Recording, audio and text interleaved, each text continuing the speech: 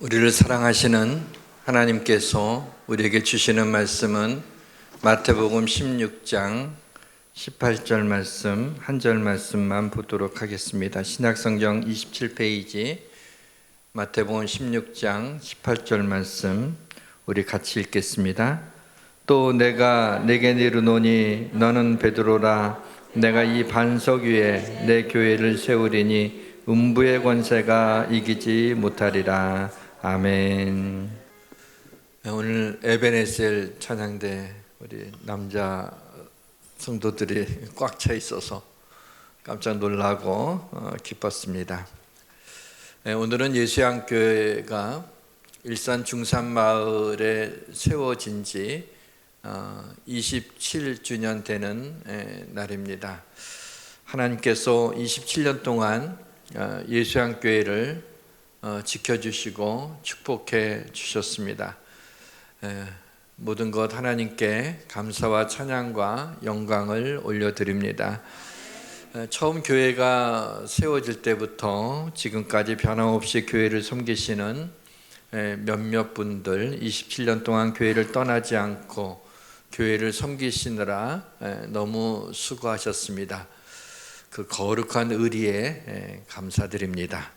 예수양교회를 이곳 식사동에 건축하면서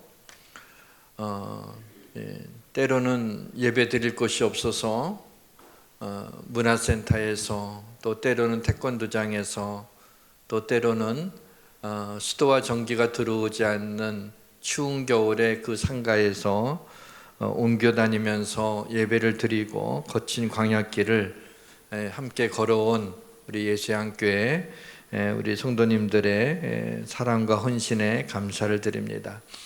식사동의 예수양교회가 세워진 지 벌써 11년이나 되었습니다. 하나님의 인도하심을 따라 예수양교회로 오신 성도님들 교회를 사랑하시고 섬겨주셔서 너무도 감사를 드립니다. 고려 공양왕이 개성에서 나온 뒤 자기 몸을 좀 피하느라고 원당 왕릉골에 이렇게 숨어 있다가 이곳에 와서 절에서 밥을 얻어 먹었다고 해서 이곳 지명이 먹을식 절사자를 써서 식사동이라고 이름이 지어졌다고 합니다.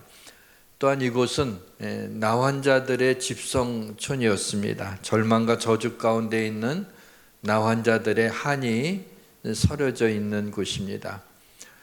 또 개발되기 직전에 이곳은 가구공단들이 많이 있어서 외국에서 온 그 노동자들의 그 눈물, 정말 이 한국 사장님들의 그 차별과 무식 가운데 월급도 제대로 못 받으며 눈물을 많이 흘린 곳입니다. 이런 영적인 혼탁함과 저주와 눈물의 땅인 식사동이 예수양교회로 인하여 복된 땅이 되기를 주님의 이름으로 축원합니다. 모든 것이 잘 될 것입니다. 어떤 철학자가 말하기를 내가 예수를 믿지 않았던 이유는 너무 말이 안 되어서 믿지 않았다고 합니다. 신이라면 전능해야 되는데 십자가에 달려서 비참하게 죽어가면서 자신이 세상의 구주라고 큰 소리치고 하나님의 아들이라고 하니 이게 말이 되는 건가? 그래서 믿지 않았다고 합니다. 근데 지금은 예수를 믿는다고 합니다. 그 이유는 자기가 믿지 않았던 이유와 똑같다는 것입니다. 말이 안 되는 것을 말하는 예수는 분명히 정신병자이거나 사기꾼이거나 아니면 정말 하나님의 아들일 텐데, 예수님에 관한 성경을 읽어보게 되면 도저히 예수를 정신병자라고 할 수는 없고 사기꾼도 분명히 아닌 것 같아서 하나님의 아들이라고 믿는 편이 훨씬 더 합리적이고 편하다고 생각해서 이제 자기는 그 예수를 믿기로 하고 지금 그리스도인이 되었다라는 이야기를 했습니다. 이처럼 믿기 어려운 이야기가 2000년 동안 교회라는 그릇에 담겨서 내려오고 있고 지금도 지구상에는 수십억 명이 예수를 구주로 믿고 있다는 사실이 놀라울 따름입니다. 교회는 2000년 동안 이 비밀을 간직하고 성령의 역사로 지금까지 구원의 방주로서의 사명을 묵묵히 감당하고 있습니다. 지금도 하나님은 교회를 통하여 많은 영혼들을 부르시고 구원하고 계십니다. 목사도 허물이 많고 성도들도 허물이 많지만 이 불완전한 공동체가 지금까지 소멸하지 않고 이어져 내려올 수 있었던 것은 주님이 주님의 교회를 세우시고 음부의 권세가 이기지 못하도록 교회를 지켜 주셨기 때문입니다. 또 내가 내게 이르노니 너는 베드로라. 내가 이 반석 위에 내 교회를 세우리니 음부의 권세가 이기지 못하리라. 내가 이 반석 위에 내 교회를 세우겠다. 주어와 목적어가 전부 다 주님이십니다. 교회는 주님이 주님의 교회를 세우신 겁니다. 음부의 권세, 또 Gate of Hades라고 하는 지옥의 문이라는 뜻을 가진 거죠. 이 음부의 권세는 사망의 권세, 어둠의 권세, 사단의 권세입니다. 그런데 주님께서 사망 권세를 깨뜨리시고 죽음 가운데 3일 만에 다시 살아나심으로 말미암아 우리에게 승리를 약속하셨습니다. 교회는 세상의 어떤 조직보다 오래 존재할 겁니다. 예수님교회도 예수님이 재림하시는 날까지 존재하게 될 것입니다. 교회는 사람들의 공동체가 아니라 주님이 세우신 주님의 교회이기 때문입니다.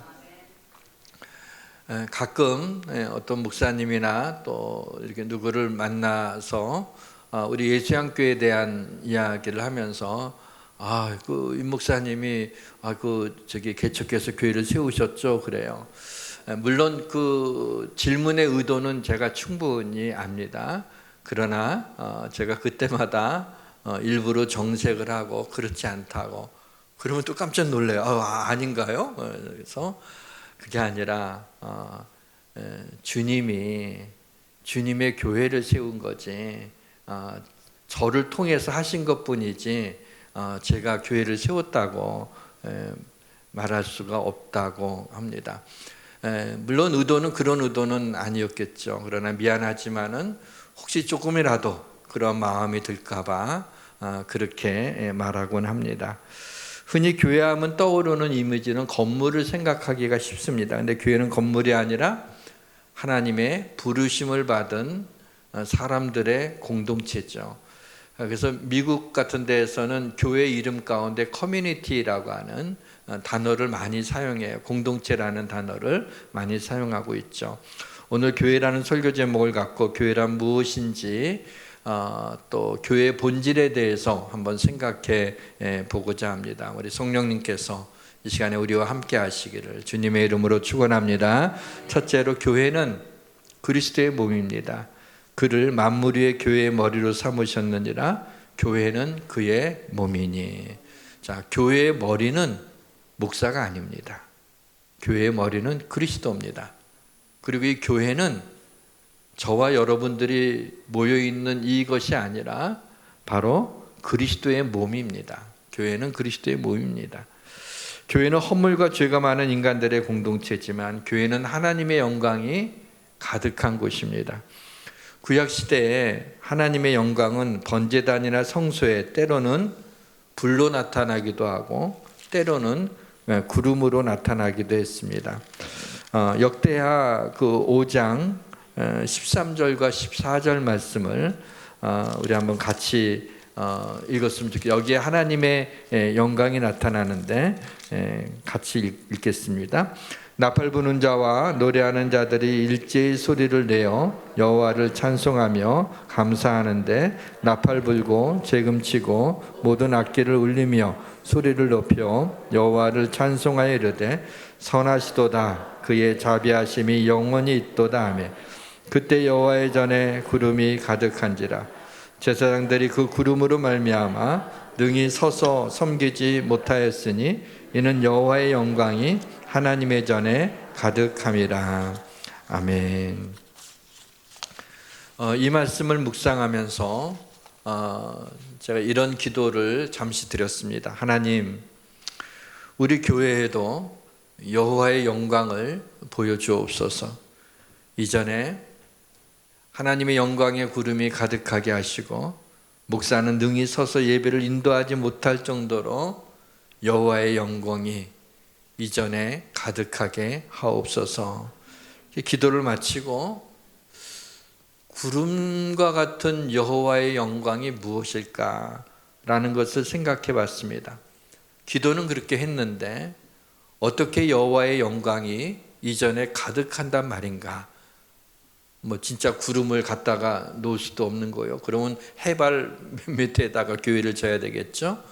어떤 것인가 생각해 볼 때 이전에서 주님이 십자가에서 찢기신 그 몸에서 흘러나온 그 뜨거운 보혈의 찬송이 울려 퍼질 때 구름과 같은 여호와의 영광이 이전에 가득하게 되는 것입니다. 주님의 심장에서 쿨럭쿨럭 쉬지 않고 뿜어져 나오는 주님의 사랑이 넘치는 그러한 교회에 구름과 같은 여호와의 영광이 가득하게 되는 것입니다.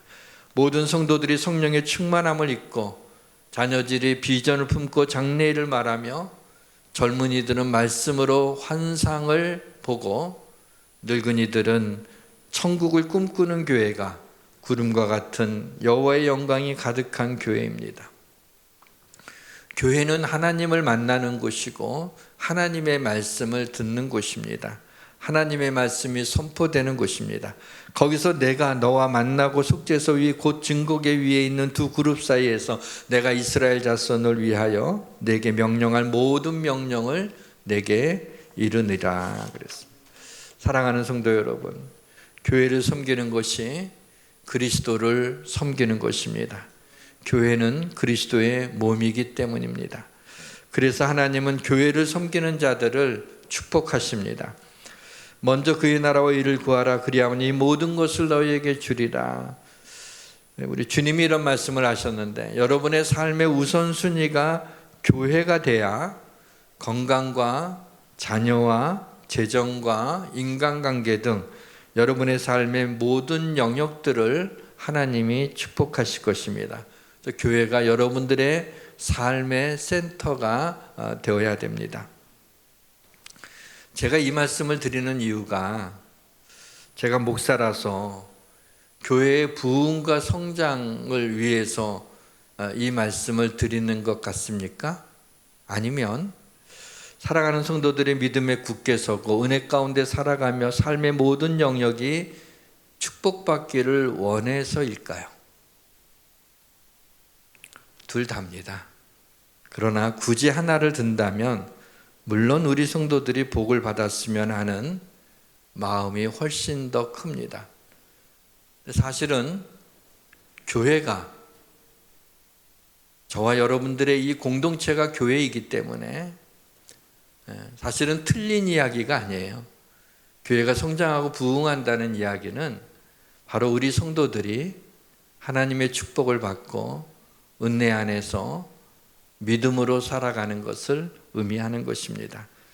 교회를 섬길 때 하나님이 축복해 주실 뿐만 아니라 교회를 더 사랑하게 되고 하나님의 역사하심을 목도하게 되고 기쁨과 은혜를 누리는 것을 믿으시기를 주님의 이름으로 축원합니다. 둘째로 교회는 어떤 곳입니까? 교회는 성령님이 운행하시는 곳입니다. 교회는 하나님이 디자인하신 거예요. 오순절 다락방에서 성령 충만을 입은 120명의 제자들의 그 공동체가 처음 교회였던 것입니다. 그래서 교회의 DNA는 그래서 성령님이에요. 왜냐하면 성령이 임하셔서 구약에는 왕이나 선지자 들 외에는 그 성령을 받지를 못했어요. 근데 신약에 기도하는 모든 거기에 있는 사람들이 전부 다 성령의 충만함을 입게 된 요엘서에 약속한 것이 이루어졌죠. 그래서 그때 교회가 탄생하게 된 것입니다. 예루살렘 교회에서 이방인들이 예수를 믿을 때 율법을 지켜야 하는지에 대해서 회의를 하고 결론을 내릴 때 예루살렘 교회 지도자였던 야고보가 일어나서 이렇게 얘기합니다. 성령과 우리는 이 요긴한 것들 외에는 아무 짐도 너에게 지우는 것이 옳은 줄 알았노니. 중요한 포인트가 성령과 우리라 그랬어요.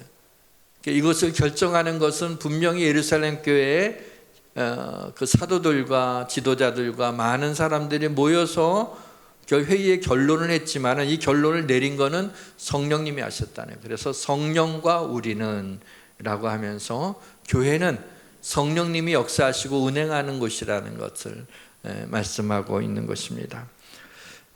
사도행전에 보게 되면 성령이 그들 가운데 여러분을 감독자로 삼고 하나님이 자기 피로 사신 교회를 보살피게 하셨느니라. 하나님이 자기 피로 교회를 사셨다 그랬어요. 교회가 영광스러운 것은, 교회가 귀한 것은 하나님이 그 아들 자신의 피로 사셨기 때문입니다.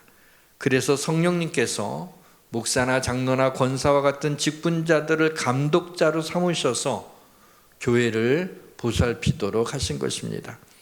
그래서 교회는 성령님이 돌보시는 곳입니다. 만약에 교회에 성령님이 떠나시면 그건 교회라고 할 수가 없습니다. 너희는 너희가 하나님의 성전인 것과 하나님의 성령이 너희 안에 계시는 것을 알지 못하느냐? 우리를 향하여 하나님의 성전이라고 부른 이유는 딱 한 가지입니다. 성령님이 우리 안에 계시면 성전이 되는 것입니다. 사랑하는 성도 여러분, 우리 예수양 교회가 성령 충만한 교회가 되기를 주님의 이름으로 축원합니다. 셋째로 우리는 그리스도의 몸된 교회의 지체입니다. 우리는 그 몸의 지체입니다. 몸은 하나인데 많은 지체가 있고 몸의 지체가 많으나 한 몸인 것 같이 그리스도도 그러하니라. 여러분의 영혼을 위해서 교회가 필요합니다. 그리스도의 제자인 우리의 삶에 교회가 필요합니다. 하나님께서는 여러분이 교회 안에서 영적으로 성장하도록 계획하신 것입니다. 그래서 교회라는 울타리를 벗어나면 위험해질 수 있습니다. 우리는 그리스도의 몸에 붙어 있어야 되는 그리스도의 몸의 지체이기 때문입니다. 너희는 그리스도의 몸이요 지체의 각 부분이라 그랬죠. 교회 머리 대신 그리스도에게서 도움을 받아 온몸의 모든 지체 각 마디가 연결되고 결합되어 그리스도의 몸인 교회가 자라나게 되는 겁니다. 그에게서 온몸이 각 마디를 통하여 도움을 받음으로 연결되고 결합되어 각 지체의 분량대로 역사하여 그 몸을 자라게 하며 사랑 안에서 스스로 세우느니라. 교회는 하나님의 밭이라 그랬어요. 밭에는요 씨앗을 심는 이가 있고 그 다음에 물 주는 이도 있습니다. 근데 자라나게 하시는 이는 하나님이세요. 포도나무 가지가 포도나무에 붙어 있기만 하면 포도나무 가지 끝에 저절로 포도 열매가 맺히게 됩니다. 우리가 그리스도의 몸인 교회의 지체가 되어서 붙어 있기만 하면 우리의 신앙이 자라난다는 이야기입니다. 이러한 관점에서 오늘이 교회 창립주일이기도 해서 말씀을 드립니다. 조금이라도 이렇게 마음이 불편한 분이 없도록 우리 성령님께서 역사하시길 원하는데 우리 2부 때 보면은 마음 불편한 분은 한 분도 안 계실 것 같아요. 왜냐하면 보니까 다 등록을 하신 분이기 때문에. 근데 1부 때는 등록을 하지 않고 우리 교회 나오시는 분들이 꽤 많이 있습니다. 3부 때도 좀 있고요. 근데 2부 때만 오리지널 등록하신 분들 이렇게 오시는데 그래서 그 설교를 끝났는데 오늘 2명이 등록을 하시더라고요. 우리가 좀 알고 있으면 좋을 것 같았어요. 우리 교회를 저 이제 개인적인 생각은 사람마다 각 사정이 있어서 등록하지 않고도 경건하게 하나님 앞에 예배드릴 수 있으면 저는 감사한 일이라고 생각을 합니다. 그래서 우리 교회는 특별한 경우가 아니면 좀 부담스러우실까 봐 등록을 적극적으로 권유하지는 않습니다. 아직 등록하지 않는 분들하고 함께 예배 드릴 수 있다는 것도 저는 우리 교회의 기쁨이고 축복이라고 생각합니다. 왜냐하면 우리는 다 그리스도 안에서 한 형제요 자매이기 때문입니다. 그러나 그동안에 신앙생활 하시면서 상처를 받아서 혹은 조용히 신앙생활 하시고 싶어서 등록을 안 하신 것이라면 등록을 권면하고 싶습니다. 왜냐하면 상처는 치유받아야 됩니다.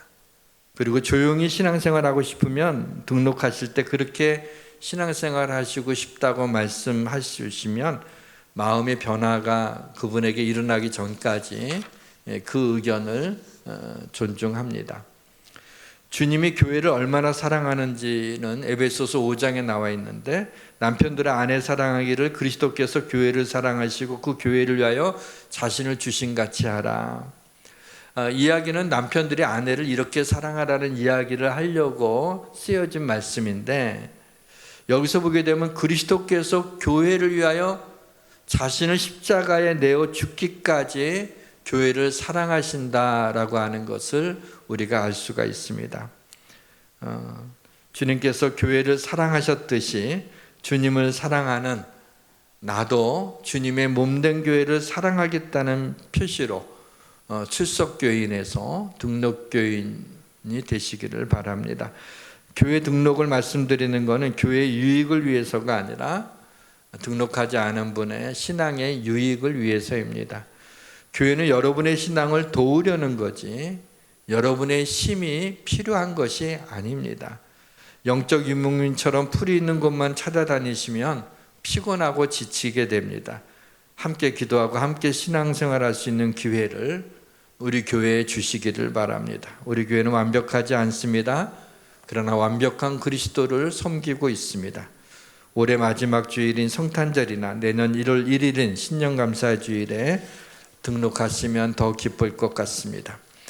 고린도전서 12장에 보게 되면 몸은 하나인데 많은 지체가 있고 몸의 지체가 많지만 한 몸인 것처럼 그리스도도 그러하니라. 이제 하나님이 그 원하시는 대로 지체를 각각 몸에 주시니 눈이 손더러 내가 너를 쓸데없다 하거나 또는 머리가 발더러 내가 너를 쓸데없다 하지 못하리라. 그뿐 아니라 더 약하게 보이는 몸의 지체가 도리어 요긴하고 우리의 몸에 덜 귀히 여기는 그것들을 더욱 귀한 것으로 입혀주며 그랬습니다. 교회는 혼자 섬길 수가 없는 거예요. 우리 교회는 그리스도의 몸이죠. 우리는 각 지체라고 했어요. 지체라고 했지만은 어떤 사람은 손의 역할을 하고 어떤 사람은 발의 역할을 하고 어떤 사람은 심장의 역할을 하고 어떤 사람은 머리의 역할을 하고 이게 다 몸의 지체들이지만 이걸 다 가리켜서 뭐라 하냐면 몸이라고 하는 거예요.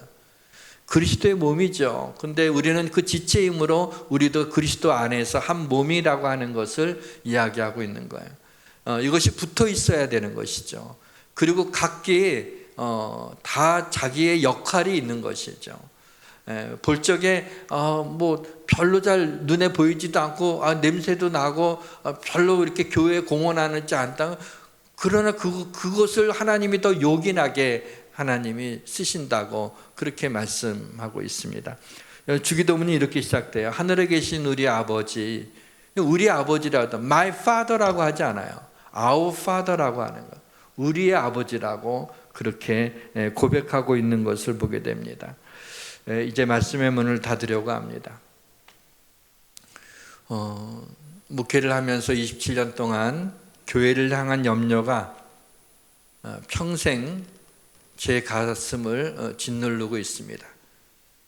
지금도 너무 늦은 시간에 전화가 오면 가슴이 쿵 하고 내려앉습니다.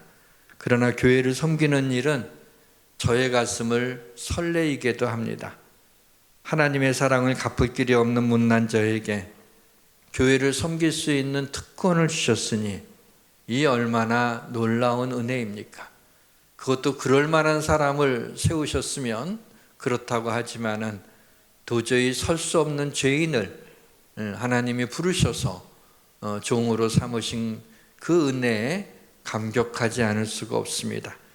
더군다나 교회를 섬기면서 교회를 터치하시는 그 하나님의 손을 느낄 때마다 하나님이 행하신 놀라운 기적들을 경험할 때마다 그렇게 인생을 살아가게 하신 그 하나님을 생각할 때마다 말할 수 없는 하나님의 축복이라고 느껴지게 됩니다.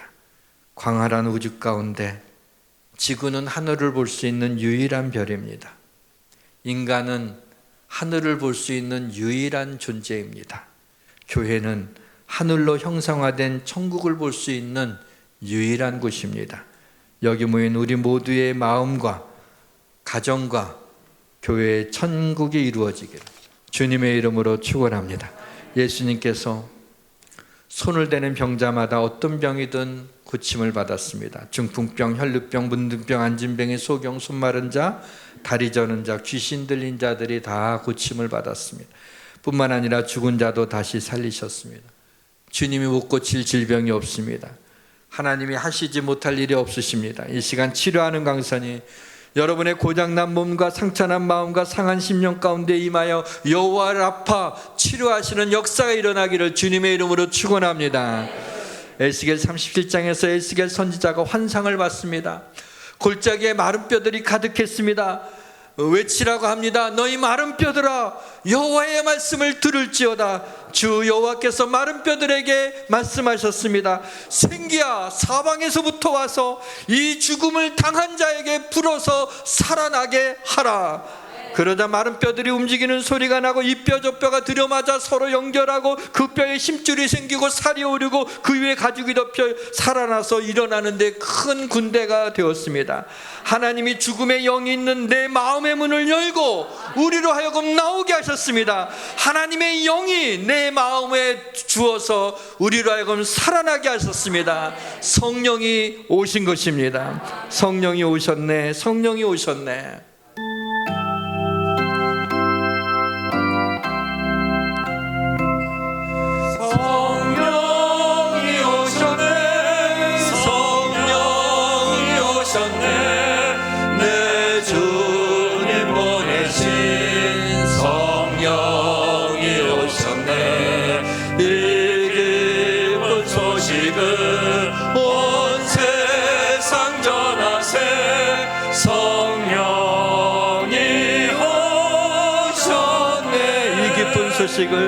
이 기쁜 소식을 온 세상 전하세. 그 날란 고통을 당하는 자에게 주 믿는 성도들 다 전할 소식은 성령이 오셨네.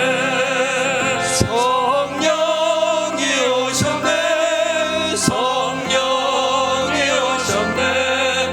내 주님 보내신 성령이 오셨네. 이 기쁜 소식을 온 세상 전하세. 성령이 오셨네. 할렐루야. 하나님 아버지, 우리의 마음의 무덤문을 열고 우리로 하여금 다시 살아나게 하셔서 새 영을 주셔서 하나님의 백성으로 삼으시며 주님의 몸된 교회를 섬기게 하심을 감사합니다. 하나님, 예수향교회는 주님이 주님의 교회를 세우신 것입니다. 성령님이 목회하여 주시기를 원합니다. 하나님 아버지, 우리의 마음속에 하나님의 영이 충만하여서 하나님 교회로서 하나님을 기쁘시게 하는 교회가 되게 하시며 많은 영혼들을 구원한 구원의 방주가 되게 하시며 온 세상 끝까지 복음을 전파하는데 우리 교회를 사용하여 주시옵소서. 할렐루야. 하나님 아버지, 우리가 교회가 그리스도의 몸이요 우리가 각 지체임을 잊지 않고 교회를 사랑하며 지체로서의 우리에게 맡겨진 역할을 분량대로 감당하게 하여 주시옵소서. 우리 주 예수님의 이름으로 기도하옵나이다. 아멘.